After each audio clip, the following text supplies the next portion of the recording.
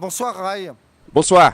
C'est difficile d'imaginer la pression qui pèse en ce moment sur les épaules des Brésiliens qui vont jouer contre la Croatie. Ils n'ont pas le droit de perdre, pas le droit de mal jouer, sinon qu'est-ce qui se passe? Non, c'est vrai que la pression augmente, mais je crois qu'ils sont bien préparés, même si c'est quelque chose d'impressionnant, l'ambiance qui commence à monter partout où ils vont. Bon, le Brésil respire la Coupe du Monde finalement, mais ce sont des joueurs qui sont bien menés par leur staff technique et surtout Scolari. Et apparemment, ils sont bien préparés le premier match. Et c'est un match très important. Ça va être un match difficile contre la Croatie.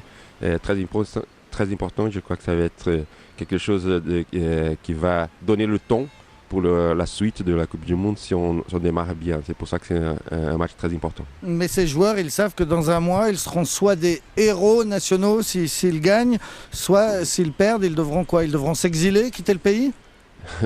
Bon, il y a une chose ça les aide parce qu'il y a 80%, 90% des joueurs jouent à l'étranger.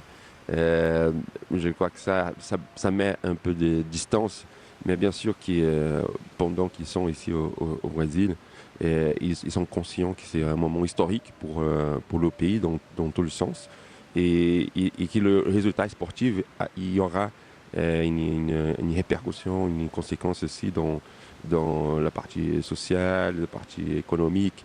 Et je sais qu'ils parlent de la responsabilité, ils essayent de surmonter ça, mais bien sûr que c'est des joueurs brésiliens. Défendre le Brésil, une Coupe du Monde au Brésil, ils n'ont pas de choix non plus.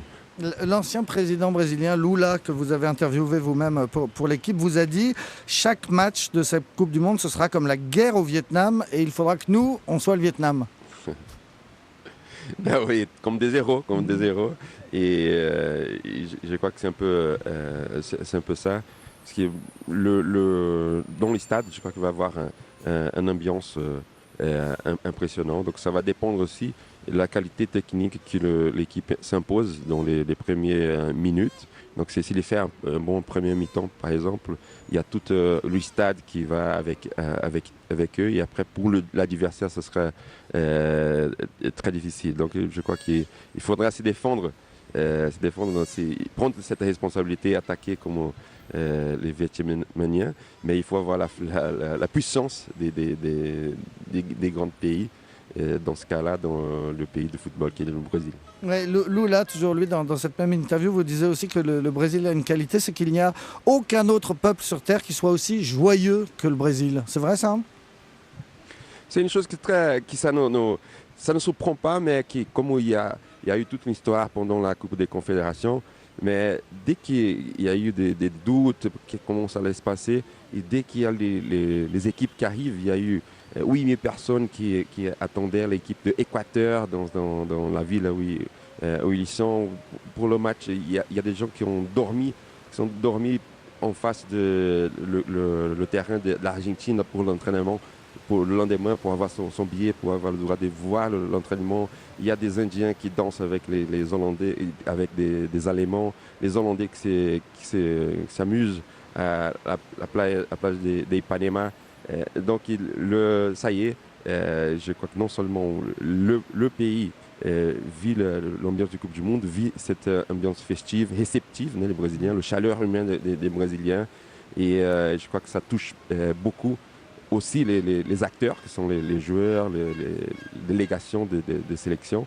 Et ça fait qu'il va y avoir toute une ambiance particulière dans le bon sens, avec une ambiance des fêtes qui rarement on va voir pareil dans notre pays. Et la fête a déjà commencé aussi, j'ai vu, à Ribeirão Preto, cette ville que les Françaises viennent de découvrir parce que c'est là que les Bleus se sont installés. Vous, c'est la ville où vous avez commencé au Botafogo de Ribeirão Preto. Vous êtes surpris par la popularité des Bleus là-bas?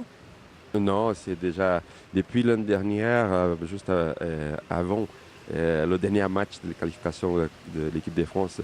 Il y a toute la ville qui supportait les Français, ils attendaient vraiment. Et je crois qu'ils sont très bien reçus là-bas. L'entraînement, il y a mon frère qui est allé à l'entraînement. Il y avait une bonne ambiance, des supporters qui avaient les noms des joueurs français sur les maillots, sur la peau même. Et je crois que la France, il y aura des supporters en plus à Ribeirão Preto. Non seulement moi, mais mon frère aussi a commencé à jouer à Botafogo de Ribeirão Preto. Ma mère habite là-bas, mon frère. Donc moi, je connais bien. Il y a toute une ville qui est tricolore à ce moment-là. Bien sûr qu'il va y avoir un break pendant les matchs du Brésil.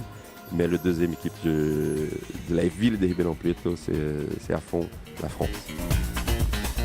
Merci Rai, vous étiez à Sao Paulo, nous sommes à Rio ensemble et en direct jusqu'au bout de la nuit et même au-delà, jusqu'à demain matin avec Thomas Soto.